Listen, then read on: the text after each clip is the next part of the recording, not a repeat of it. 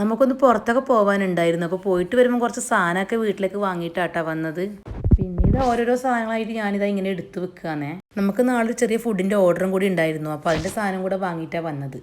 അങ്ങനെ ഇതാ മക്കൾ സ്കൂൾ വിട്ട് വരാനായിട്ടുണ്ട്. അപ്പോൾ എന്താ അവർക്ക് സ്നാക്സ് ഉണ്ടാക്കാമെന്ന് വിചാരിച്ചപ്പോൾ അന്ന് മിന്നൂസ് മക്രോണി ഉണ്ടാക്കാൻ പറഞ്ഞത് എനിക്ക് ഓർമ്മ വന്നത്.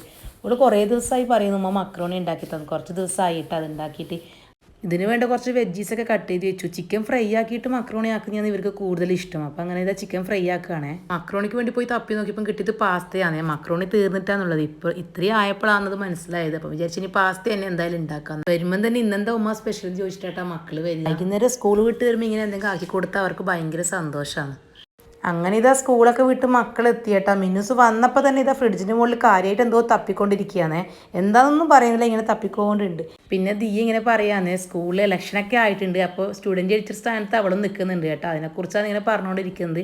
അപ്പോൾ ബാപ്പാണ്ട് പറഞ്ഞിട്ട് ബാപ്പ രാവിലെ തന്നെ പോസ്റ്ററൊക്കെ ആക്കി കൊടുത്തിട്ടുണ്ട്. അപ്പോഴത്തേക്കും നമ്മൾ പാസ്തയുടെ റെഡി ആയിട്ടുണ്ട്. അപ്പോൾ ഞാനത് അവർക്ക് കൊടുക്കുകയാണേ. ഒരുപാട് സ്പൈസി ആയിട്ട് ആക്കിയാലും മിന്നൂസ് അങ്ങനെ കഴിക്കൂല കേട്ടോ. അതുകൊണ്ട് ഞാനിത് ചെറുതായിട്ട് അവർക്ക് കഴിക്കാൻ പറ്റുന്ന രീതിയിലാണ് ഉണ്ടാക്കിയത്. മിന്നൂസ് കൊച്ചു ടി വി കാണുന്നേ. കൊച്ചു ടി വിയിൽ 1-2 പ്രോഗ്രാംസ് മിന്നൂസ് സ്ഥിരമായിട്ട് കാണുന്നുണ്ട് കേട്ടോ. ഭയങ്കര ഇഷ്ടമാണ് നമുക്കത് കാണാം. അതുകൊണ്ട് ഫോണിൻ്റെ ഉപയോഗം കുറേ കുറഞ്ഞതായിട്ട് തോന്നുന്നുണ്ട്. കൂടുതലായിട്ട് മിന്നൂസ് കാണുന്നത് ഐഡിയ ആണ് കേട്ടോ കൊച്ചു ടി വിയിൽ.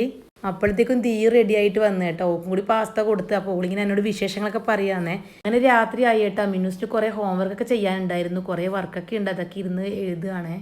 എഴുതാനിരുന്നാലാണ് കേട്ടോ മിന്നൂസിൽ വർത്താനമൊക്കെ തുടങ്ങുക. ഒരുപാട് കാര്യങ്ങൾ ഇങ്ങനെ പറഞ്ഞുകൊണ്ടേയിരിക്കും. പിന്നെ എഴുത്തൊന്നും നടക്കൂല. കൂടുതലായിട്ട് വർത്താനം പറയല നടക്കുക. വർക്ക് കഴിഞ്ഞ് മിന്നൂസ് ഉറങ്ങേണ്ട ഒരുക്കത്തിലേക്കായി. അപ്പോഴാണ് ടി വിയിൽ പാട്ട് കണ്ടത് കേട്ടോ. അതിൻ്റെ കൂടെ ഇങ്ങനെ ഡാൻസ് ചെയ്യാൻ മിന്നൂസിന് ഭയങ്കര ഇഷ്ടമുള്ളൊരു കാര്യമാണ്. അപ്പോൾ ഓക്കെ ബൈ.